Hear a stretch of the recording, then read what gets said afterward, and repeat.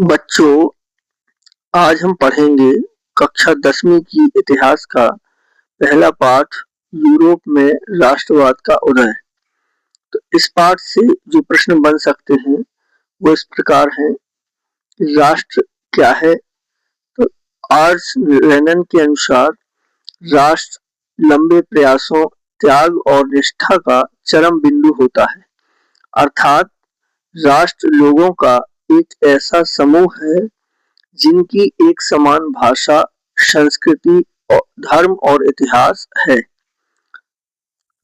राष्ट्र क्या है? लोगों का एक ऐसा समूह है जिनकी एक समान भाषा, संस्कृति, धर्म और इतिहास होता है। राष्ट्रवाद क्या है? अपने देश के प्रति प्रेम की भावना ही राष्ट्रवाद कहलाती है। राष्ट्रवाद की पहली अभिव्यक्ति कब देखने को मिलती है? राष्ट्रवाद की पहली अभिव्यक्ति 1789 में फ्रांसीसी क्रांति के साथ हुई। फ्रेडरिक सैरियू कौन थे? ये बहुत महत्वपूर्ण प्रश्न है और इससे कई प्रकार से पूछा जा सकता है। फ्रेडरिक सैरियू एक फ्रांसीसी कलाकार थे जिन्होंने 1848 में 4 चित्रों की एक श्रृंखला बनाई थी। तो ये खाली स्थान में भी पूछा जा सकता है कि उन्होंने कितने चित्रों की श्रृंखला बनाई। तो 4 चित्रों की एक श्रृंखला बनाई थी और 1848 में उन्होंने 4 चित्रों की श्रृंखला बनाई थी। और फ्रेडरिक सैरियू फ्रांसीसी कलाकार थे जिसमें उन्होंने अपने कल्पना दर्श को दिखाया गया था, यूटोपिया को। और यूटोपिया क्या है? तो यूटोपिया एक ऐसे समाज की कल्पना जो इतना आदर्श है कि जिसका साकार होना लगभग असंभव है। तो यूटोपिया क्या है? एक ऐसे समाज की कल्पना जो इतना आदर्श है कि जिसका साकार होना लगभग असंभव है। तो यूटोपिया का मतलब है कि ऐसी कल्पना करना जो संभव नहीं है। निरंकुशवाद क्या है? ऐसी सरकार या शासन व्यवस्था जिसकी सत्ता पर किसी प्रकार का कोई अंकुश या नियंत्रण नहीं होता। जनमत संग्रह क्या है? एक प्रत्यक्ष मतदान जिसके जरिए एक क्षेत्र के सभी लोगों से एक प्रस्ताव को स्वीकार या अस्वीकार करने के लिए पूछा जाता है, उसे ही जनमत संग्रह कहा जाता है।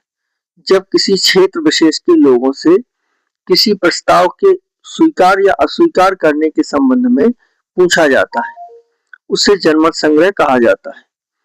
नेपोलियन ने इटली पर पहला हमला कब किया? तो 1797 में नेपोलियन का इटली पर पहला हमला हुआ और इसी के साथ नेपोलियन युद्धों की शुरुआत हुई। नेपोलियन संहिता से क्या आशय है? सन 1804 में नेपोलियन ने राजा बनने के बाद नागरिकों के लिए एक नागरिक संहिता लागू की जिसे नेपोलियन संहिता के नाम से जाना जाता है। तो नेपोलियन राजा कब बने? 1804 में। और उसके बाद उन्होंने अपने नागरिकों के लिए एक नागरिक संहिता लागू की जिसे नेपोलियन संहिता के नाम से जाना जाता है। 1813 में लाइप्सिग की लड़ाई हारकर लौटते हुए डाकिये के रूप में किसे दिखाया गया है? लाइप्सिग की लड़ाई हारकर लौटते हुए डाकिये के रूप में नेपोलियन को दिखाया गया है। किस युद्ध में नेपोलियन की अंतिम रूप से हार हुई? तो सन 1815 में वाटरलू के युद्ध में नेपोलियन की अंतिम रूप से हार हुई। वियना संधि कब और किसके बीच हुई? 1815 में नेपोलियन को हराने वाली शक्तियों ब्रिटेन, रूस, प्रसा और ऑस्ट्रिया के बीच वियना में एक समझौता हुआ जिसकी मेजबानी ऑस्ट्रिया के चांसलर ड्यूक मेटरनिख ने की। इसे ही वियना संधि या वियना समझौता कहा जाता है।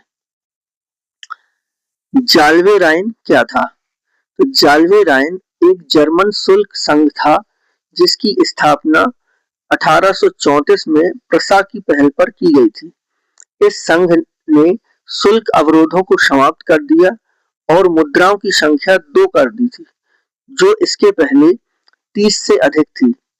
ये ध्यान देने वाली बात है कि जर्मन महासंघ 39 देश राज्यों को मिलाकर बनाया गया था और सभी राज्यों में अलग अलग नापतोल की व्यवस्थाएं और टैक्स लिए जाते थे और व्यापारियों को इससे बहुत समस्या होती थी और उनको बहुत अधिक टैक्स भी देना पड़ता था।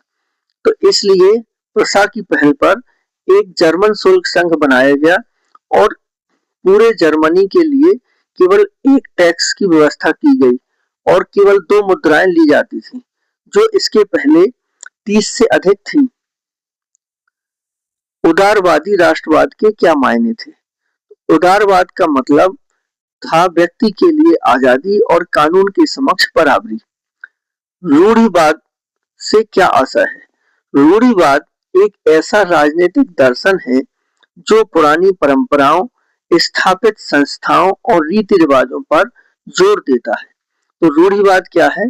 जो पुरानी मान्यताओं और व्यवस्थाओं में विश्वास करते हैं, वह रूढ़िवादी कहलाते हैं। 1815 में स्थापित रूढ़िवादी शासन व्यवस्थाएं निरंकुश थीं। ज्यूसेपी मैत्सनी कौन थे और इन्होंने कौन से गुप्त संगठन बनाए थे? तो ज्यूसेपी मैत्सनी इटली के क्रांतिकारी थे, जिन्होंने यंग इटली और यंग यूरोप नामक 2 संगठन बनाए थे। तो ज्यूसेपी मैत्सनी इटली के क्रांतिकारी थे और इन्होंने यंग इटली और यंग यूरोप नामक 2 संगठन बनाए थे।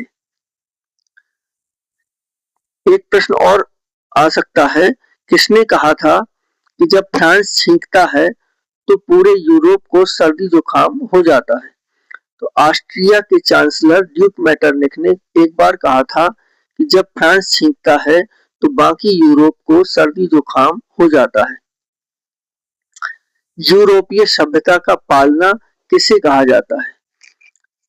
तो यूनान को यूरोपीय सभ्यता का पालना कहा जाता है। ये साहित्यकारों ने यूनान को यूरोपीय सभ्यता का पालना दर्शाया है। यूनानी स्वतंत्रता के लिए 1821 में संघर्ष प्रारंभ हुआ और 1832 में कुस्तुनतुनिया की संधि ने यूनान को एक स्वतंत्र राष्ट्र की मान्यता दी। तो यूनान कुस्तुनतुनिया की संधि के बाद 1832 में स्वतंत्र राष्ट्र बना। ये प्रश्न पूछा जा सकता है कि यूनान स्वतंत्र राष्ट्र कब बना? तो 1832 में कुस्तुनतुनिया की संधि के बाद यूनान स्वतंत्र राष्ट्र बना। रूमानीवाद क्या है? रूमानीवाद एक ऐसा सांस्कृतिक आंदोलन है जो कला, काव्य, कहानियों और संगीत के माध्यम से राष्ट्रवादी भावनाओं को बढ़ाने और व्यक्त करने में सहयोग देता है। तो रूमानीवाद क्या है? सांस्कृतिक आंदोलन है जो काव्य, कहानियों और संगीत के माध्यम से राष्ट्रवादी भावनाओं को बढ़ाता है। ग्रिम बंधु कौन थे? ग्रिम बंधुओं का जन्म जर्मनी के हनाउ शहर में हुआ था। उन्होंने पुरानी लोक कथाओं को इकट्ठा करके 1812 में कहानियों का पहला संग्रह अर्थात कहानियों की किताब प्रकाशित की थी। फ्रैंकफर्ट संसद कहाँ आयोजित की गई थी? फ्रैंकफर्ट संसद सेंट पॉल चर्च में 18 मई 1848 को आयोजित की गई थी। विचारधारा शब्द का क्या आशय है? विचारधारा का आशय है एक खास प्रकार की सामाजिक और राजनीतिक दृष्टि को इंगित करने वाले विचारों का समूह। तो एक खास प्रकार की सामाजिक और राजनीतिक दृष्टि को इंगित करने वाले विचारों का समूह विचारधारा कहलाता है। जर्मनी के एकीकरण का जनक किसे कहा जाता है? तो ऑटो वान बिस्मार्क को जर्मनी के एकीकरण का जनक कहा जाता है। ऑटो वान बिस्मार्क जर्मनी के एकीकरण का जनक। आधुनिक इटली का जनक काउंट कैमिलो डी कैबूर को आधुनिक इटली का जनक कहा जाता है। उन्होंने इटली के एकीकरण में महत्वपूर्ण भूमिका निभाई। रूपक शब्द से क्या आशय है? जब किसी अमूर्त विचार जैसे लालच, ईर्ष्या, स्वतंत्रता, मुक्ति को किसी व्यक्ति या किसी चीज के माध्यम से दर्शाया जाता है, उसे रूपक कहा जाता है। जैसे भारत माता की छवि, जर्मेनिया की छवि आदि। रूपक क्या है? जब किसी ऐसी चीज को जो वास्तव में मूर्त नहीं है, जैसे लालच, ईर्ष्या, स्वतंत्रता, मुक्ति आदि को किसी मूर्ति के रूप में दर्शाया जाता है, उसे ही रूपक कहा जाता है। इस पाठ से जो प्रश्न बन सकते थे, उन सभी बिंदुओं को इसमें समाहित कर लिया गया है और आशा है कि परीक्षा में यह वीडियो आपके लिए काफी महत्वपूर्ण होगा। धन्यवाद।